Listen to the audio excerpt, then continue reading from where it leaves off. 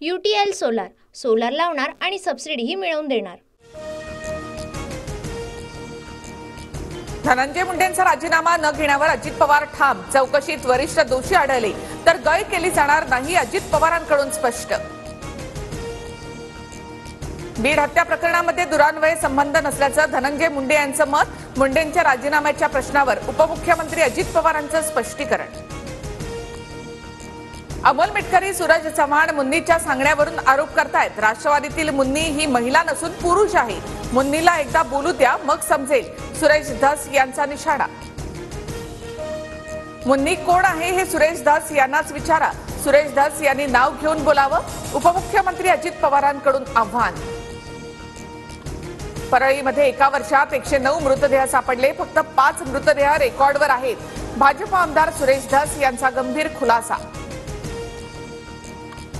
अमोल मिटकरी आणि हाकेंकडून Deshmukh हत्येवरून focus divert करण्याचा प्रयत्न, भाजप आमदार सुरेश धस यांचा आरोप। स्वतःचा पाप झाकायला ओबीसी करू नका, धनंजय मुंडे मी भीत नाही। 25 जानेवारी नंतर मला भेटा। पैठणमधील मोर्चातून जरांगेंचा धनंजय मुंडे यांच्यावर निशाणा। संतोष देशमुखांच्या हत्येचं भांडवल केलं जात आहे। राजकीय पूर्वग्रहातून वंजारी समाजाच्या नेत्यांना टार्गेट केलं जात आहे, लक्ष्मण हाकेंचा आरोप। धनंजय मुंडे आणि पंकजा मुंडेंनी वाल्मिक कराडची मसल आणि मनी पॉवर वापरली, अंजली दमानिया यांचा आरोप।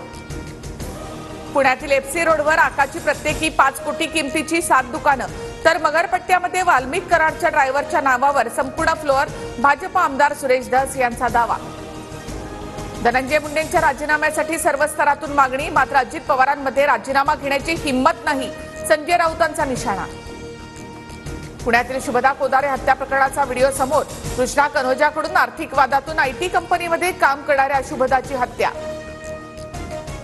पुण्यामध्ये वरिष्ठ पोलीस अधिकारी कमी पडतायत, पोलिसांनी आमच्या आवाक्यात नसल्याचं सांगावं, नवीन अधिकारी नियुक्ती करू। वाढत्या गुन्हेगारीवरून अजित पवारांकडून पोलीस आयुक्त बदलण्याचे संकेत। जयंत पाटलांची प्रदेशाध्यक्ष पदावरून बदली करून नवीन तरुण प्रदेशाध्यक्ष नेमा, शरद पवारांसमोरच पदाधिकाऱ्यांची मागणी। सुनील तटकरे किंवा इतर कोणी शरद पवार गटाच्या खासदारांशी संपर्क साधला नाही, विनाकारण आरोप केले जात आहेत, अजित पवारांची प्रतिक्रिया।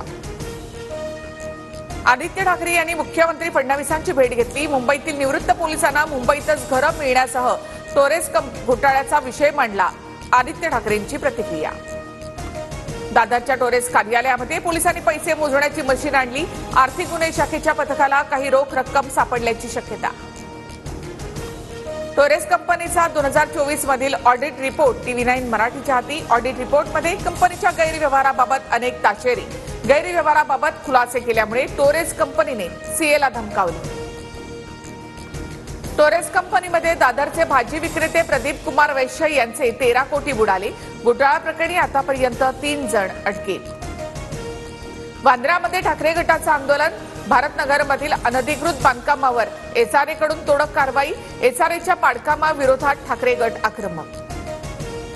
राज्यपाल नियुक्त 12 आमदारांबाबतची याचिका हायकोर्टाने फेटाळली, मुख्य न्यायाधीश देवेंद्र कुमार उपाध्याय यांनी याचिका फेटाळली।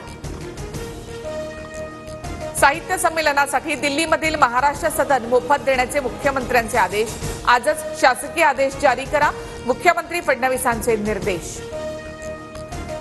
TRP मध्ये 21.9 रेटिंगसह TV9 मराठी पुन्हा नंबरवर, प्रेक्षकांची पसंती फक्त TV9 मराठीला। UTL सोलार सोलार लावणार आणि सबसिडीही मिळवून देणार।